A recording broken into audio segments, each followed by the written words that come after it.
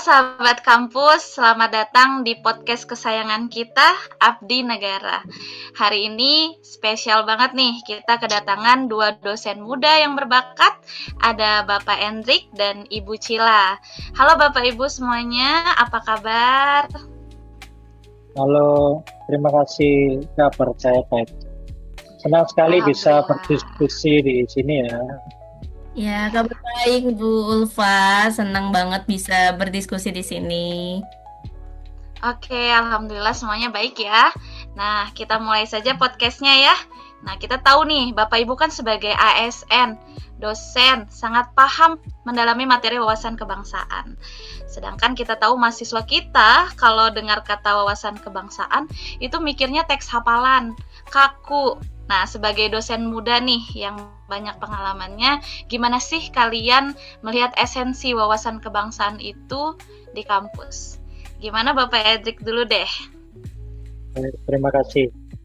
Jadi menurut saya sebenarnya wawasan kebangsaan itu adalah cara pandang kita dalam mengelola kehidupan berbangsa dan bernegara ya. Terutama dalam kehidupan kampus, yang menurut saya ini adalah kompas. Ibaratnya kalau kita nggak punya kompas, ilmu yang kita ajarkan bisa kehilangan arah pengertiannya. Bukan begitu ya, Bu Sila? Betul banget nih Pak Hendrik. Nah, jadi kalau buat saya ini tuh seperti sense of belonging gitu ya. Jadi kita harus juga kenal bangsa ini dengan baik dulu supaya nanti tulus mencintainya. Nah, kalau sudah cinta, kita pasti ikhlas tuh membela dan mengelolanya melalui profesi kita. Wah, paket lengkap banget nih ya definisinya dari Bapak Ibu semuanya. Tadi Pak Hendrik bilang sebagai arah ya, kompas tadi ya, Bu Cila membicarakan sebagai nyawanya. Jadi kalau kedua-duanya jalan, insya Allah mengajar jadi lebih bermakna gitu ya. Oke, kita masuk ke topik utama kita nih. Kita akan membahas tentang 4 konsensus dasar atau 4 pilar. Ada Pancasila, UUD 45, NKRI dan Bhinneka Tunggal Ika. Kalau dari Pak Endrik nih, gimana sih implementasi Pancasila di kelas yang Bapak ajar? Terima kasih, Mbak Ulfa. Jadi menurut saya, ketika kita berbicara Pancasila, menurut saya Pancasila itu adalah DNA kita sebagai bangsa Indonesia. Jadi prakteknya bukan cuma hafal ya, sila-sila tersebut, tetapi lebih pendalaman bahwa ada nilai religius, ada kekeluargaan, dan keadilan dalam interaksi antara dosen dan mahasiswa. Misalnya, saat menentukan aturan kelas, kita pakai musyawarah. Itulah kristalisasi nilai kerakyatan di kampus menurut saya. Selain itu ya, karena saya di Kalimantan Timur yang merupakan wilayah dengan tingkat heterogenitas yang tinggi, saya sering mengawali kelas dengan bertanya dari mana asal mahasiswa saya itu, dan ternyata mereka luar biasa beragam ya, dari berbagai daerah dan suku dan agama tentunya. Yang ini sangat berbeda ketika saya masih di Pulau Jawa ya, karena ya hanya orang Jawa saja. Itu memberikan saya pengalaman yang baru dan juga metode pengajaran yang baru dan treatment yang berbeda nantinya kita pakai untuk mengajar mahasiswa tersebut. Begitu, Iksa. Oh, oke. Tambahan perspektif yang sangat menarik ya. Jadi pengalaman Bapak sebagai praktisi yang berpindah dari Jawa tadi ya Pak ya ke Kalimantan, itu contoh nyata ya bahwa wawasan kebangsaan itu tidak lagi sekedar teori, tapi menjadi pengalaman langsung yang Bapak alami. Kalau Bhinneka Tunggal Ika, menurut Ibu Cila, pasti punya cerita seru sendiri ya. Boleh dong Bu diceritakan? Boleh dong. Nah, kalau di saya, menurut saya itu mahasiswa itu kayak melting pot gitu ya. Jadi mereka punya perbedaan daerah, terus budaya, terlebih perbedaan pendapat, dan itu semua keniscayaan. Jadi saya sering bikin tugas kelompok yang bisa mengakomodir perbedaan latar belakang ini agar nanti mereka tuh bisa belajar toleransi dan gotong royong. Nah, toh belajar hal seperti itu bisa dimulai dari hal-hal yang dekat dengan mereka. Begitulah esensi Bhinneka Tunggal Ika dalam praktiknya kalau menurut saya, Bu Ulfa. Oke, keren, keren, keren. Jadi kelas itu benar-benar difungsikan sebagai miniatur Indonesia ya Bu ya. Tempat mereka belajar merayakan perbedaan secara nyata nih ya. Keren banget. Kita lanjut nih ya. Bagaimana sih dengan UUD 1945 dan NKRI? Kelihatannya ini sangat negara banget gitu kan kalau kita bicara UUD, NKRI gitu.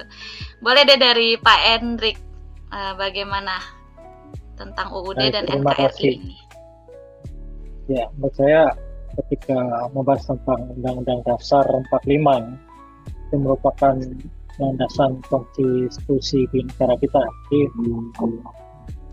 contohnya di kampus ya, ini kita terjemahkan sebagai suatu ketaatan pada regulasi dan etika akademik, sedangkan terkait landasan NKRI itu juga soal menjaga persatuan dan kesatuan bangsa dari paham-paham yang bisa memecah belah. Jadi dua landas ini merupakan hal penting bagi kehidupan berbangsa dan bernegara. Dan Undang-Undang Dasar 45 merupakan sumber hukum tertinggi ya, yang memberikan batasan aturan dan mengelola negara ini ke arah tujuan bangsa. Jadi Undang-Undang Dasar 45 ini menjadi pedoman untuk membuat undang-undang di bawahnya ya ke tingkat paling rendah di sistem tatanan sosial kita. Jadi misalnya peraturan RT RW gitu ya. Kalaupun itu di tingkat yang paling kecil, semuanya harus mengadah ke Undang-Undang 45. Tujuannya apa? Jadi menjaga keutuhan NKRI sesuai dengan landasan hukum yang telah kita sepakati bersama dan tidak. Jadi sehingga jika ada peraturan atau undang-undang yang tidak sejalan, yang merugikan rakyat kecil misalnya, atau aturan itu dibuat hanya untuk kepentingan golongan tertentu, mungkin banyak terjadi ya, terutama di daerah-daerah, kita sebagai warga negara kita berhak dan perlu untuk memberikan kritik tentang hal itu. Itu menurut saya. Iya. Poin yang luar biasa ya Pak Hendrik ya, mengenai peran kita menjaga konstitusi, harus bernalar kritis juga nih ya Pak ya. Kalau misalkan emang tidak sesuai dengan apa yang kita sepakati, ya berarti kita berhak untuk mengkritisi gitu ya Bapak ya. Oke. Lantas hal tersebut itu jadi mematik pertanyaan mendasar nih. Sebenarnya wujud bela negara bagi dosen itu spesifiknya seperti apa sih? Apakah harus angkat senjata nih kita nih untuk ngebela negara kita? Apa ada jalan lain? Boleh deh dari Ibu Cilah, gimana Bu tanggapannya Bu? Oke, baik Bu Ulfa. Nah, memang ya kalau kita dengar soal bela negara tuh dalam benak kita langsung kepikir soal WAMIL, wajib militer seperti negara Ya, betul. lain gitu ya Bu ya. Nah, tapi sebenarnya bela negara itu punya spektrum yang luas sekali.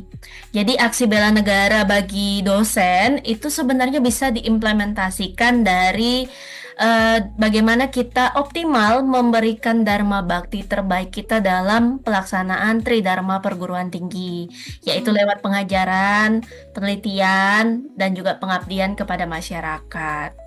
Bahkan dengan kita jaga kesehatan nih, menjaga kesehatan individu kita, agar bisa mengajar dengan prima, itu sudah termasuk dalam kemampuan awal bela negara. Gitu, Bu. Iya, menarik sekali ya Bu ya. Kalau dari Pak Hendrik bagaimana Pak Hendrik? Ya, betul ya. Jadi slogan kita kan mulai dari diri kita, mulai dari yang kecil dan mulai dari saat ini gitu. Bekerja profesional, melayani masyarakat dan bangsa sesuai nilai berakhlak itu sudah sesuai aksi nyata menurut saya. Dan satu hal, kita sebagai abdi negara, apapun yang terjadi, apapun hal yang menjadi kekurangan negara kita, Indonesia adalah negara kita, rumah kita dan tempat kita hidup, sehingga menjaganya, merawatnya adalah keniscayaan. Mantap. Mantap sekali nih Pak Hendrik nih pernyataannya. Jadi hal kecil kalau kita lakukan konsisten dengan hati yang senang, pasti dampaknya juga akan besar gitu ya Pak ya. Oke, luar biasa. Diskusi kita hari ini bersama Pak Hendrik dan Ibu Cila Sepertinya teman-teman podcaster ini sudah menangkap ya inti dari statement-statement dari para narasumber kita yang kece sekali nih. Terima kasih sebelumnya kepada Ibu Cila dan Bapak Hendrik sudah berkenan berbagi ilmunya kepada kami. Oke, mungkin ada sedikit closing statement ya untuk podcast kita hari ini yang luar biasa. Bagi kita para praktisi pendidikan, Pancasila adalah nafas dalam berinteraksi. Undang-Undang 1945 adalah kompas aturan kita. NKRI adalah rumah yang harus kita jaga keutuhannya, dan Bhinneka Tunggal Ika adalah warna yang memperindah ruang kelas kita. Ingatlah pesan penting tadi dari Ibu Cila dan Bapak Hendrik, kenalilah bangsa ini dengan baik. Hingga Anda tulus mencintainya, maka Anda akan antusias dan ikhlas membela serta mengelolanya. Mari kita mulai bela negara dari hal kecil yang kita lakukan di ruang kelas setiap hari. Saya Ulfa Nurfitria Ardila, pamit undur diri, tetaplah bangga melayani bangsa. Sampai jumpa di episode berikutnya. Terima kasih kepada Ibu Cila dan Bapak Hendrik atas pertemuan kita pada hari ini. Baik, terima kasih Bu Terima Ulfa. kasih Bu.